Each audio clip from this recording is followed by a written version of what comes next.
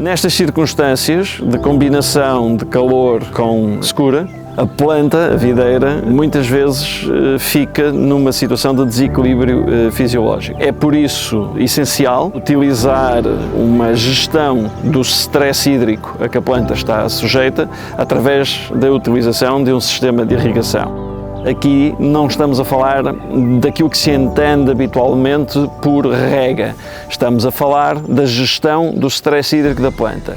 A gestão da água é fundamental em termos de sustentabilidade.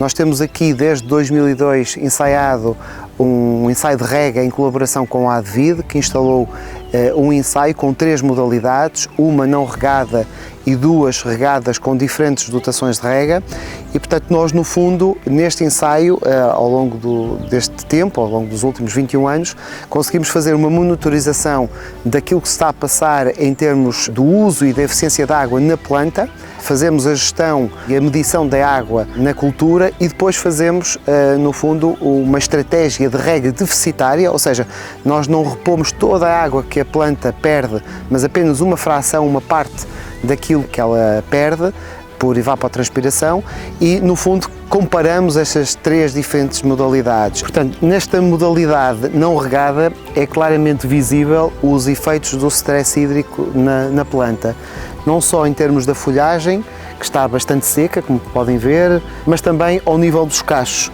Temos cachos com um tamanho muito pequeno, temos de bago, temos algumas partes do cacho completamente secas.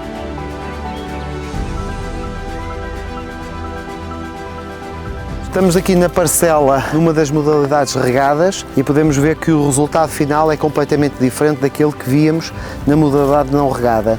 Não só o número de folhas secas é significativamente inferior, como também o aspecto geral dos cachos é completamente distinto. E, portanto, o que nós temos aqui é uma planta que se desenvolveu e produziu a sua fruta num estado melhor do ponto de vista hídrico, sem ser o conforto hídrico pleno. Portanto, o tal stress hídrico moderado foi conseguido nesta planta. Nós, para calcularmos a dotação de rega aqui na Duorum, recorremos a várias ferramentas. Aos resultados de evapotranspiração que nos são dados diariamente pela Advid e pelas 2 estações meteorológicas que temos instaladas na quinta, pela monitorização do potencial hídrico de base e pela observação visual, obviamente. Já vamos tendo alguma experiência das diferenças de castas, quais são as necessidades hídricas de umas e de outras. São esses vários aspectos que nos vão levar a uma definição correta das necessidades hídricas ou das necessidades que temos que fazer da dotação de rega. Obviamente a utilização dessa água nós fazemos sempre com bastante cuidado, com bastante responsabilidade. Temos feito várias experiências ao longo destes anos, com diferentes tipos de dotações e frequências diferentes, de modo a tentarmos otimizar, não só em termos de produtividade, mas essencialmente também a nível de qualidade, termos o melhor produto possível utilizando a menor quantidade de água possível. A gestão da rega tem que ser bastante bem planeada para conseguirmos garantir que todas as parcelas de vinha são bem regadas e de forma uniforme. E as regas são feitas preferencialmente durante a noite para que as perdas por evaporação sejam menores. Para nos apoiarmos aqui na tomada de decisão de como gerir a rega, temos fundamentalmente as sondas de umidade, temos aqui uma atrás de nós. Nós tínhamos aqui algumas dificuldades na gestão, que era sobretudo como definir o número de horas de rega por cada rega. E com a sonda de umidade, com sensores entre os 20 e os 80 centímetros, nós conseguimos decidir qual o número de horas de rega que devemos dar às nossas plantas para colocar a água em profundidade. E colocar a água em profundidade é colocar a água nos 80 centímetros. Portanto, nós defendemos fazer regas espaçadas no tempo e regas duradouras. Portanto, a sonda responde-nos então a 2 perguntas muito importantes na rega, que é quantas horas devem ter as nossas regas e com que intervalo devemos fazer essas regas. Na nossa opinião, e essa é a prática que nós temos implementado aqui na Quinta da Leda, as medições devem ser feitas na planta para tipificar diretamente o estado hídrico da mesma.